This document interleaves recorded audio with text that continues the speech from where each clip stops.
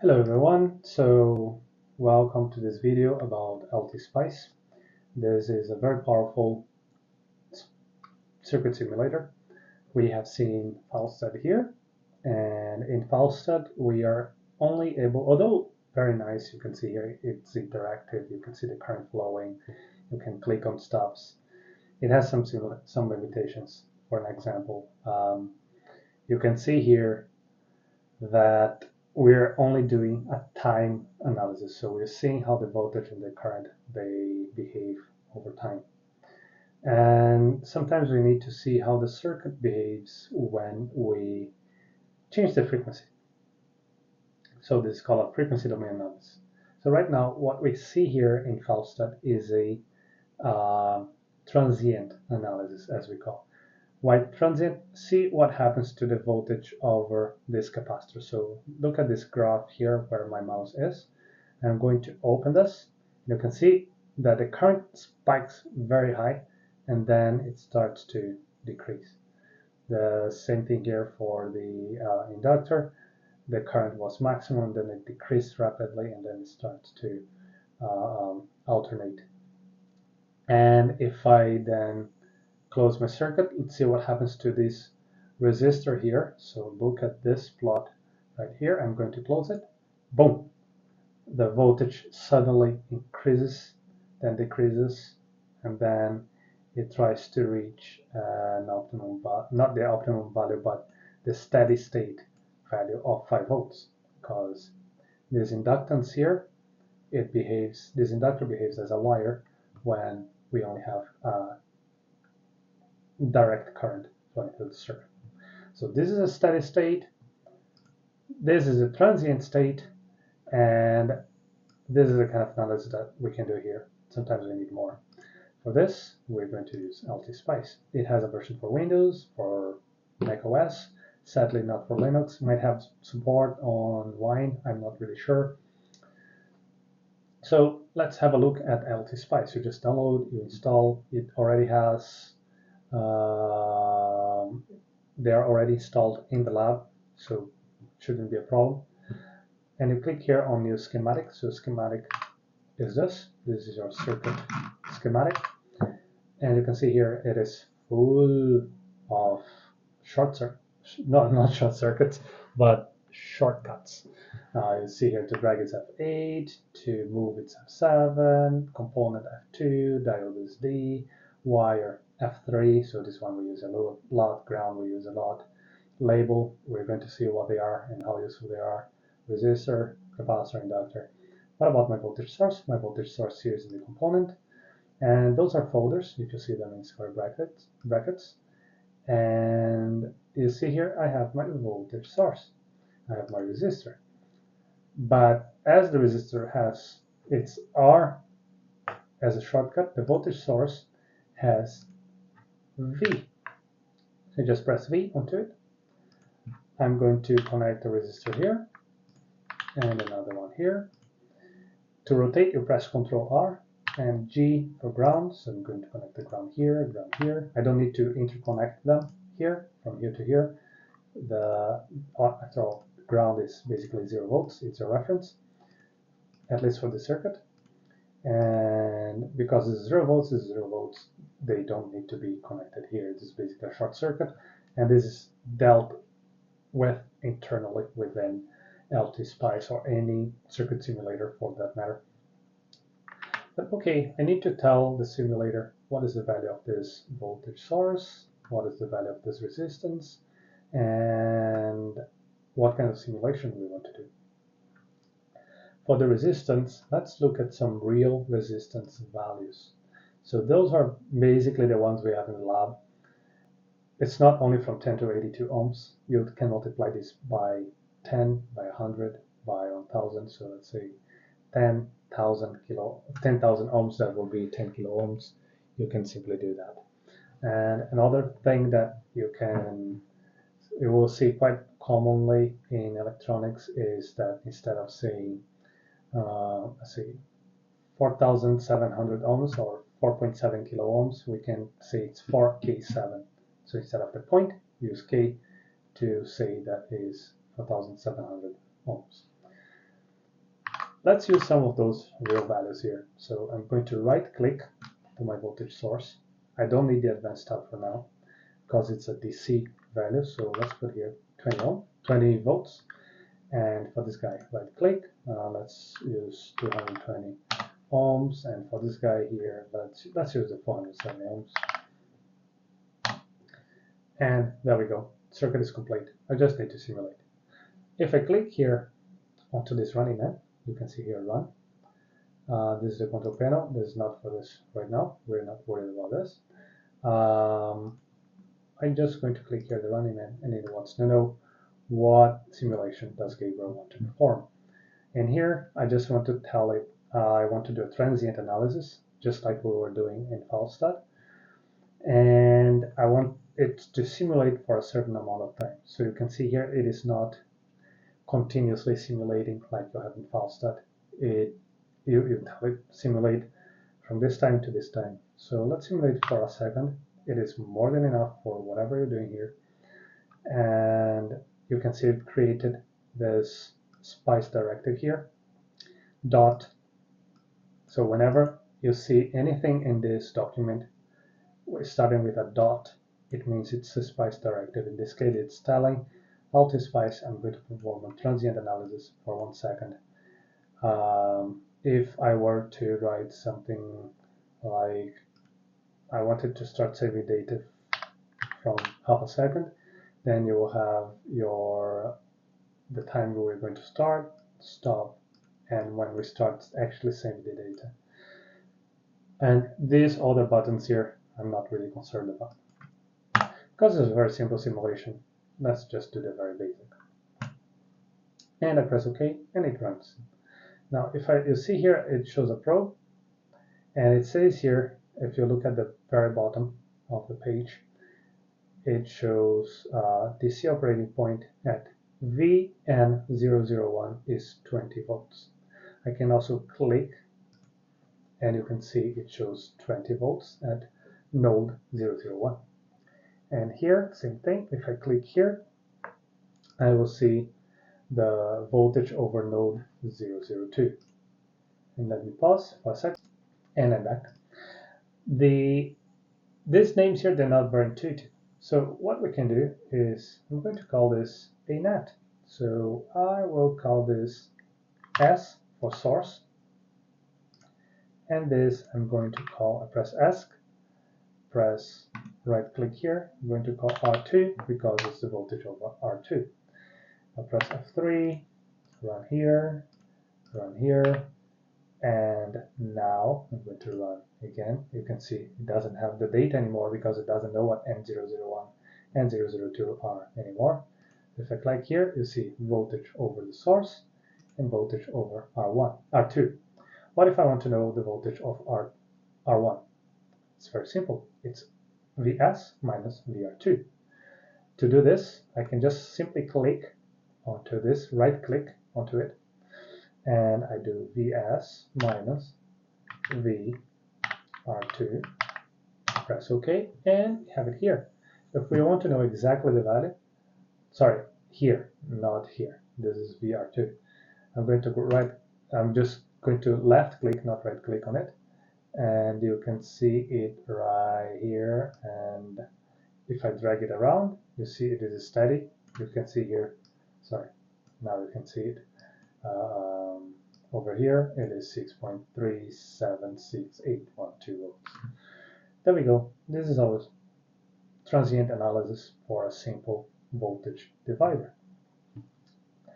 Now, what if I want to make a more complex analysis? Let's say if I want to see that transient curve happening with a resistor and a capacitor, we can do that. So I'm going to replace this resistor here for a 1 kilo ohm resistor. So I just press 1K. And this guy, I'm going to press delete. And you can see the scissor here. I can just click on it. We're going to press C to introduce a capacitor. And F3 to connect the capacitor to the ground.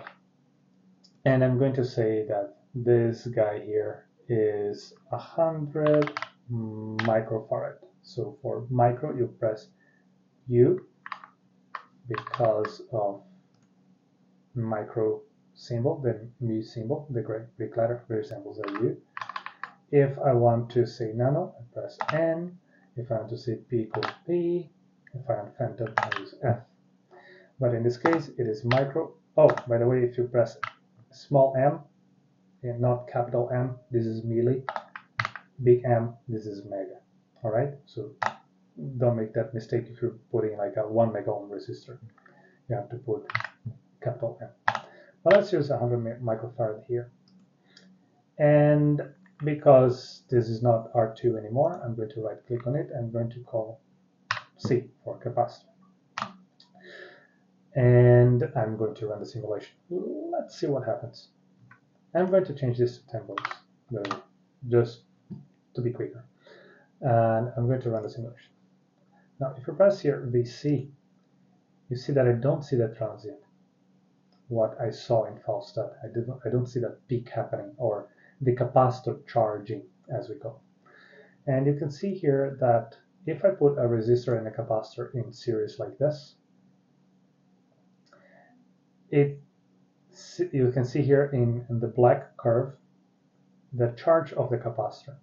So the capacitor should be charged at about 5 time constant, and the time constant is given by R times C. So I set my load resistance is 1000 ohms, and my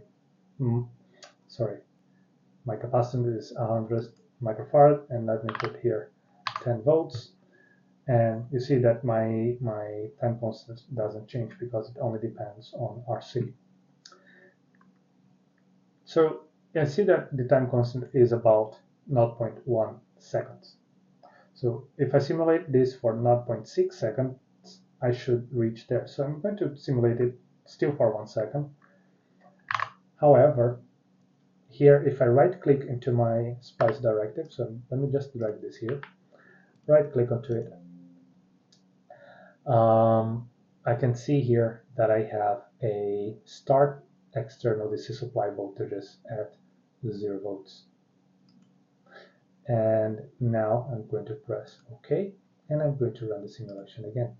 Now we see it. We see it 0.6. We are about there. And at 1 second, we reach basically the steady state for this circuit. So you see that LTSpice can do this as well. But all right, I can see here that this capacitor is charging, but what happens if instead of a DC voltage supply here, instead of the direct current, I have like my power outlet, the ones you have in your house to charge your phone, to connect your TV onto it, that is an alternating current source. So let's convert this guy into an alternating current voltage source. I'm going to click on Advanced, and I'm going to click here into a sine. So this will be my sine wave. And I don't want to have a DC offset. Basically, DC offset is instead of oscillating over 0 volts, if I put here 1 volt, it's going to oscillate over 1 volt. I can show that later. So let's put the same amplitude of 10 volts, and the frequency the same as we have in our power outlet here in the UK is 50 Hertz. I don't have time delay. I don't have, this is not important for me right now. I don't have a phase. We're going to see all that when we see filters properly. This is just a demonstration. And I'm not worried about the number of cycles right now. So here we have it. This is basically set, and I'm going to press OK. So now you'll see that it is a sine with 0 volts offset, 10 volts amplitude, and 50 Hertz. If I press Run, you'll see here that we start with a transient state, and then after about 0.6 seconds, we reach steady state circuit. So the voltage is oscillating over this capacitor, and it has an amplitude of about 270 millivolts. So if I No, I don't want to cut it. I want to analyze it. So I'm going to drag this to the top of this wave, and here we see it's about 300 actually, 305 millivolts. If I drag it to the very last one here, it is about 306 millivolts, 305 millivolts. So there's just a margin of error depending on the point here. If I want to avoid having this here, I just remove this startup option, and you see that, oh, well, the same thing is still happening. I think it just saved like this, or it is considering that regardless, because we're starting from 0. Yeah, in this case, we are starting from 0 volts and growing up. That startup option doesn't really make a difference. So if I press here, you can see it is still the same. All right, so we have seen this, how it happens. It's still on the time domain, but what if I start to inject different frequencies? Let's see what happens. I'm going to right click into my sine wave, and I'm going to come here to AC amplitude. I'm going to make it equal to 1. And that means that the amplitude of this voltage source will be a maximum of 1 volt, not 10 volts as I had before. And the reason you're going to see very soon. Actually, I could tell you why the reason of that. So if I come here, Google, and I do logarithmic scale, you see here that it is for frequency domain analysis, we often use the logarithmic scale, and the log of 1 is 0. So we start at 0 decibel. So if I come here, say decibel scale, you can read all about the decimal scale right here. So near complete silence is 0 dB. So this is the reference. This is your 1 volt. That's why I chose it 1 volt here, because log of 1, regardless of the base, it is 0. So we have here a 0 dB voltage source.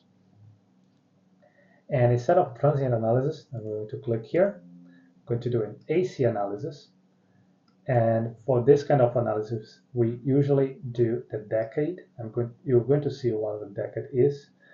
And the number of points per decade, let me put like here, 100 points per decade. I'm going to start at 1 hertz, and I'm going to finish at, let's say, 10 kilohertz. And you see here creating the SPICE directive. This will be an AC analysis, a frequency domain analysis, that is going to sweep by decades, starting from doing 100 points per decade, starting from 1 hertz, going on to 10 kilohertz. You can see the translation right here. Now I'm going to run that simulation. And look what happens. You see that, let's go here a step further. Let's go from the start frequency of 0.1 hertz. I'm going to run this again. Yes, so we'll see that up until basically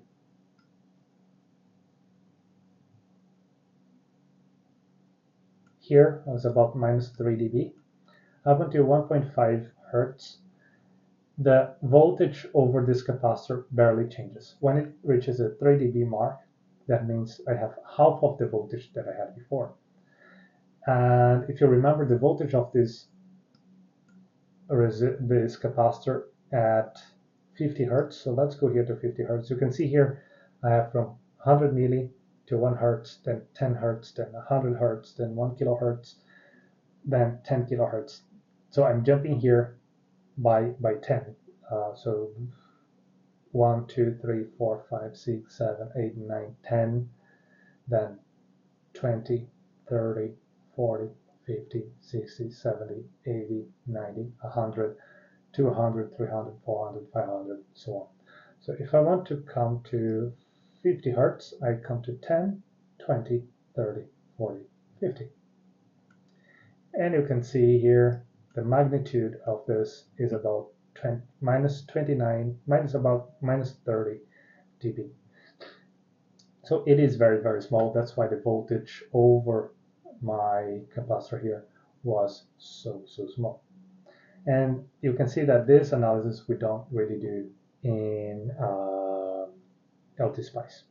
Sorry, in Fausted. And this is a filter. We're going to see this later, and I'm going to record a video just for that. I just want to showcase you what the things that you can do and the things you will be doing in this LTSpice for your courseworks and for a project as well. All right, if needed, and probably you will. This is it for this video. Hopefully my microphone battery didn't discharge, so I don't know how many times I tried to record this video already. I hope you enjoyed. I know it's long, a bit more complicated than Fausted, but we are going to get proficiency with it as time goes on. All right, bye-bye.